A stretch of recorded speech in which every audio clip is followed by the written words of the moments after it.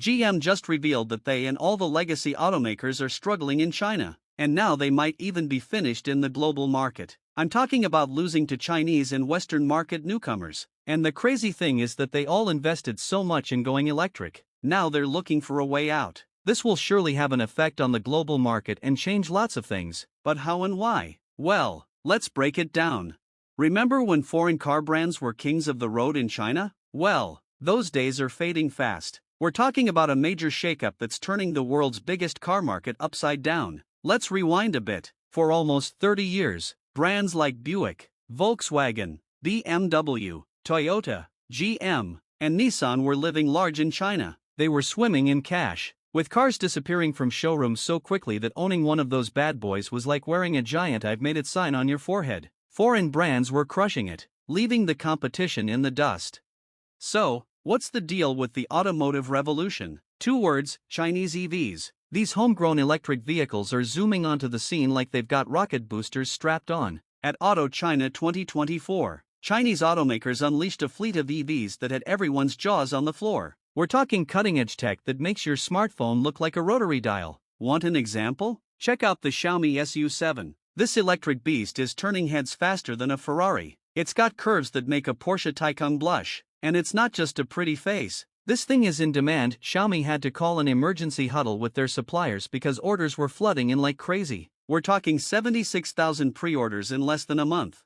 Now, you might be wondering, what about the big foreign brands? Well, they're sweating bullets. My friend, GM's sales in China took a nosedive, dropping a whopping 29% in just 1 quarter. And it's not just GM feeling the heat, all the foreign heavyweights are struggling to keep up. But GM's issues are more prominent, and it's bleeding them cash. They even changed all their strategies. How big of a deal is this? Well, it's not just a Chinese thing either. The whole Western world is getting nervous. They're watching China's EV production skyrocket, thinking they might come for them. It's like David versus Goliath, but David's packing some serious electric punch. They're struggling to keep up with what Chinese drivers want these days, and local brands are zooming past them like they're standing still. And remember when Korean cars were all the rage? Kia and Hyundai were cruising along, selling 1-2 million cars a year. Now they're lucky if they hit 220,000. That's not just a dip, that's a full-on belly flop into the shallow end of the pool. What's causing this Korean car crisis? Well, it's simple. China's gone crazy for EVs and NEVs, new electric vehicles. For those of you scratching your heads, it's like the whole country decided to go green overnight, and Kia and Hyundai are still fumbling with the recycling bin. And if you think that's bad, let me tell you about the French car brands. They're clinging onto a tiny 3% of the market, and even that meager 3% might shrink to a microscopic 0.4%. So, what are the foreign brands doing about it? Well, they're not throwing in the towel just yet. Volkswagen, for instance, is cooking up a plan to win back Chinese hearts and wallets. They're talking about launching a super affordable electric car and slashing production costs. Other foreign brands are getting creative too. Some are thinking, if you can't beat them, join them, and might team up with Chinese companies to stay in the race. But even with all their efforts, the road ahead is bumpier than a pothole-ridden street. Market analysts are predicting a long uphill battle for these foreign brands. We're not talking about a quick pit stop here. We're looking at years of grinding gears before they might reclaim their former glory. But why is it so tough? It's like they've shown up to a drag race with a horse and buggy while the local brands are rocking souped-up electric speedsters. Companies like NIO, BYD, and Geely aren't just playing catch-up anymore, they're setting the pace. And boy, is it a wild ride? These homegrown heroes have been cooking up some seriously impressive tech. They're not just making cars, they're creating rolling computers that happen to have wheels. And efficiency? Let's just say they've turned car production into an art form. It's like watching a master chef whip up a gourmet meal while everyone else is still trying to boil water. Now, here's a number that'll make your head spin. By 2030, Chinese brands could be hogging over 70% of the new EV market. 70%! That's not just a slice of the pie, it's practically the whole bakery. Foreign brands might be left fighting over the crumbs. But wait, it gets even juicier when we dive into the nitty-gritty of market dynamics. Ever heard of rapid innovation? Well, Chinese automakers are taking it to a whole new level. They're pumping out new models fast, and don't even get me started on their battery tech. While foreign brands are still flipping through the manual, Chinese companies are already on the next chapter. They're not just keeping up with the times, they're writing the future. This agility is leaving foreign competitors in the dust, scratching their heads and wondering what hit them.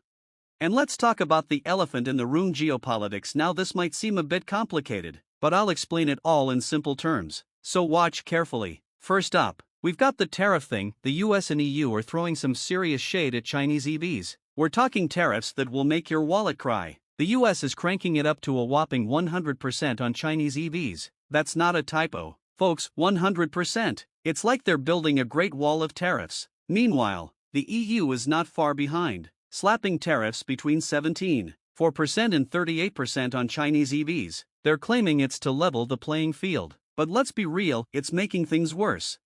Now, you might be thinking, okay, but what about foreign brands trying to sell in China? Well, buckle up because it's a wild ride. These tariffs are like a boomerang, they're coming right back to hit foreign automakers trying to compete in China. It's turning into a game of who can go further. And trust me, that's not a game anyone wants to win. But Chinese carmakers are getting crafty. They're pulling a sneaky move by setting up shop right in Europe's backyard. Companies like BYD and Chery are popping up factories fast. It's like they're saying, can't beat the tariffs? Join the locals. This is giving foreign brands a serious headache. They're stuck trying to figure out how to keep up with these nimble Chinese companies that can apparently build a factory in the time it takes to assemble an IKEA bookshelf.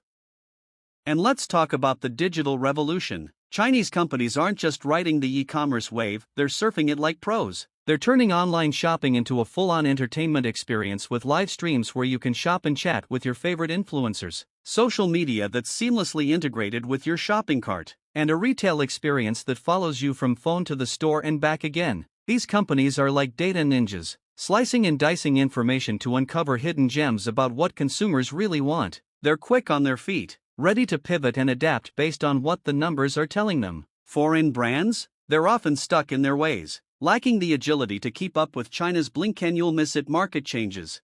Look, when it comes to marketing, Chinese companies are way ahead. They know exactly how to craft messages that hit home with local values and dreams. They're not just targeting consumers, they're speaking directly to the luxury newcomers who are just dipping their toes into high-end brands or the luxury connoisseurs who know their stuff inside and out. Foreign brands often stumble here, trying to force their global marketing into a Chinese mold that just doesn't fit, which is a bit silly when you think about it. I mean, this is the Chinese market we're talking about, and the population there is like a whole continent.